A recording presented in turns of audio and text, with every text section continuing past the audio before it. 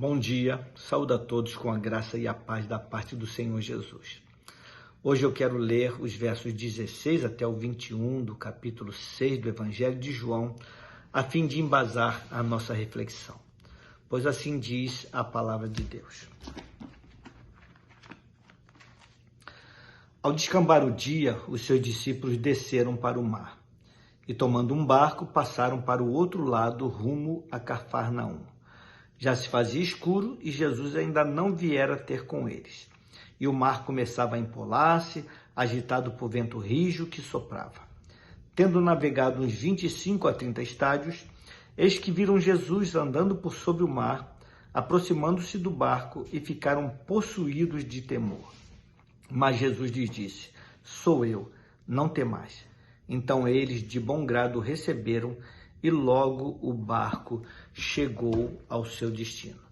Meus queridos, muito embora pareça um tanto deslocado, este feito extraordinário, o fato de Jesus ter andado por sobre as águas, está inserido no contexto do milagre da multiplicação dos pães, ao qual comecei a me referir no dia de ontem. O dia havia sido muito intenso para aqueles homens.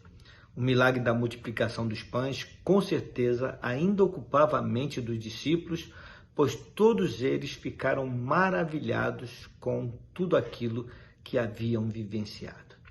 Creio que João deva ter se esforçado muito para não se desviar daquele que é o assunto principal do capítulo 6, a multiplicação dos pães. Mas com certeza ele não poderia ter deixado de lado este acontecimento tão significativo, o fato de Jesus ter andado por sobre as águas. Todavia relatou o milagre de Jesus andar por sobre as águas de uma maneira tão simples que o fez parecer um evento muito natural.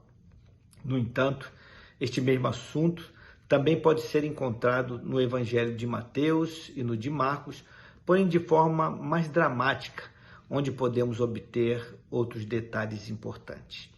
O dia havia declinado, já era tarde da noite, quando os discípulos pegaram um pequeno barco a fim de passar para a outra margem do mar de Tiberíades.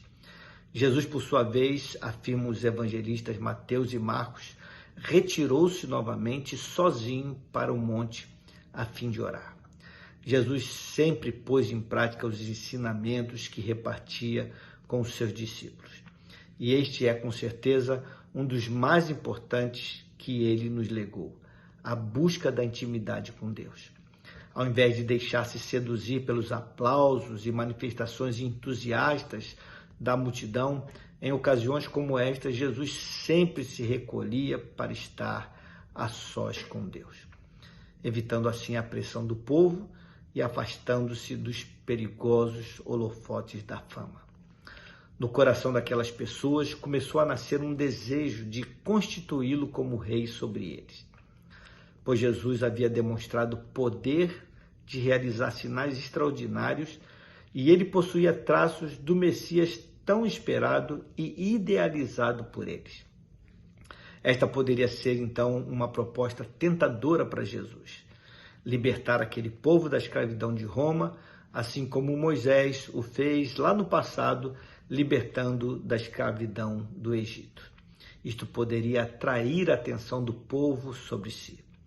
Mas o reino que Jesus veio estabelecer, segundo ele mesmo afirmou em João, no capítulo 18, no verso 36, não é deste mundo, não é daqui. Jesus não cedeu às pressões externas no afã de agradar a homens. O que de fato importava para ele era agradar a Deus e cumprir a sua vontade. Enquanto orava ali no monte, os discípulos navegavam a fim de atravessar para outra margem do mar de Tiberíades. No entanto, o mar começou a ficar agitado devido ao forte vento que começou a soprar de repente. Os experientes pescadores sabiam que as condições climáticas não lhes eram favoráveis e já percebiam a dificuldade na navegação, pois remavam sem muito sucesso. Pouco conseguiam avançar, pois o vento lhes era contrário. Eles já começavam a ficar preocupados e assustados com a situação. E justamente ali, naquele contexto complicado, olharam e viram como que um vulto aproximando-se, andando por sobre as águas. Logo então, tomados de pavor, pensaram e gritaram uns para com os outros: é um fantasma. E antes que comecemos a fazer os nossos julgamentos, eu pergunto: o que pensaria você se estivesse no lugar daqueles homens? Vento forte, mar agitado, escuridão, altas horas da madrugada, crendices populares, situação tensa, medo e um ser aproximando-se no meio do mar, andando por sobre as águas. Talvez você esteja pensando aí: que bobagem, fantasma não existe. Isto é coisa de gente supersticiosa. E você tem razão. Mas também não existe ninguém que ande por sobre as águas.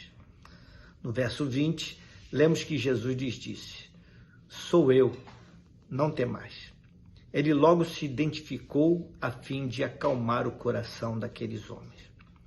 E segundo os relatos dos evangelhos de Mateus, Marcos e João, ocorreram 4 desdobramentos desse milagre naquela ocasião. O primeiro deles se deu pelo fato de que, sem cancelar a lei da gravidade, Jesus a controlou a serviço do reino, pois ele andou sobre as águas. O segundo foi que ele permitiu que Pedro também andasse sobre as águas sob o seu comando. O terceiro foi que, ao entrar Jesus no barco, o vento subitamente parou e as águas consequentemente se acalmaram. E o quarto foi que Jesus conquistou o espaço, pois quando entrou no barco, este imediatamente chegou à margem. João foi enfático ao registrar esse último evento, pois disse: logo o barco chegou ao seu destino. Na verdade, Jesus realizou todos estes sinais na presença dos seus discípulos para que a fé daqueles homens se fortalecesse e para que eles crescem que ele é verdadeiramente o Filho de Deus.